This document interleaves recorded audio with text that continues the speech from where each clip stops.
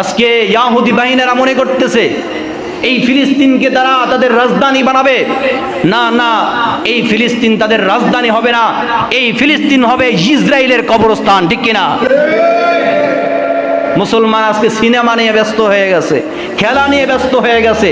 ওইদিকে আমার মা বোনদেরকে ফিলিস্তিনে, আমার মা বোনদেরকে কি পরিমাণ নির্যাতন চালাইতেছে আমরা কল্পনাও করতে পারতেছি না। আমার মা বোনদেরকে তার নিজ আবাসস্থানে এরকম বন্দি করে রেখে পাগলা কুকুর, হিংস্র কুকুর তাদের উপর ছেড়ে দিতেছে। এই দৃশ্য যখন দেখি আমার চোখ দিয়ে পানি পড়তেছিল যে কি অবস্থা হয়ে গেছে আমার মুসলমান জাতির, যে আজকে তারা মাথা উঁচা করে দাঁড়াইতে পারতেছে না। আমার মা বোনদেরকে এভাবে নির্যাতন করতেছে। কি বর্বরতা আপনি দেখেছেন, কি বর্বরতা আপনি দেখেছেন। একটা হিংস্র কুকুর, একটা বন্দি ঘর, একটা বৃদ্ধ মহিলার উপর যখন হিংস্র কুকুরটা ছেড়ে দেয় তখন তার কি অবস্থা হয়। এতদিন তো প্রকাশ্যে তারা নির্যাতন চালাইছে, এখন তারা গোপনে এমন নির্যাতন চালায় যা আপনি কল্পনাও করতে পারেন না। আমার শিশুদেরকে তারা না খায়া রাখতে রাখতে এমনও শিশু আমরা দেখেছি যে এই শিশু শুকিয়ে কঙ্কালের মতো হয়ে গেছে, এরপর মৃত্যুবরণ করেছে। আর আমরা এখানে বসে আছি খেল তামাশা নিয়ে। আমরা এখনো গুনার মধ্যে লিপ্ত আছি, আমরা এখনো সিনেমা নিয়ে ব্যস্ত আছি, সিনেমা নিয়ে পুরো দেশ কাঁপায়া দিতেছি, খেলা নিয়ে পুরো দেশ কাঁপায়া দিতেছি।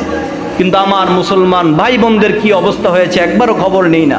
আমরা তো প্রত্যেক বেলা চাইতেছি, যা মন চায় খাইতেছি। কোরবানির ঈদ কত সুন্দর মতো পালন করলাম, গোস্ত খায়া কাটাইলাম। আর আমার ফিলিস্তিনের মা বোনরা, আমার ফিলিস্তিনের ভাইয়েরা পাতা পর্যন্ত কিনে খাইতে পারে না, পাতা, গাছের পাতা। এরকম অনেক ফ্যামিলি আছে, গাছের পাতাটা যে কিনবে সেই কেনার মতো ক্ষমতা তাদের কাছে নাই। আমাদের এখানে মিনারেল ওয়াটার আমরা কিনে খাই, সেখানে তারা নদীর পানি পর্যন্ত পায় না, কূপের পানি পর্যন্ত পায় না, পানির জন্য হাহাকার করতেছে। মুসলমানদের এই অধপতন কেন? মুসলমানরা আজকে তাদের ঐতিহ্য ভুলে গিয়েছে, ইতিহাস ভুলে গিয়েছে, যার ফলে আমাদের এই অবস্থা হয়েছে। আমরা আমাদের ইমানের দিকে আবার ফিরে আসলে, আমরা আবার সেই খালিদি চেতনা যদি আমাদের মাঝে আনি, তাহলে অবশ্যই অবশ্যই আমাদের বিজয় অবশ্যই হবে। আজকে ইয়াহুদি বাহিনীরা মনে করতেছে এই ফিলিস্তিনকে তারা তাদের রাজধানী বানাবে। না না, এই ফিলিস্তিন তাদের রাজধানী হবে না, এই ফিলিস্তিন হবে ইসরায়েলের কবরস্থান। ঠিক কিনা? ইনশাআল্লাহ এই ফিলিস্তিন আবার মুসলমানের হাতে আসবে, বাইতুল মুকাদ্দাস মুসলমানের হাতে আসবে, এতে কোনো সন্দেহ নাই।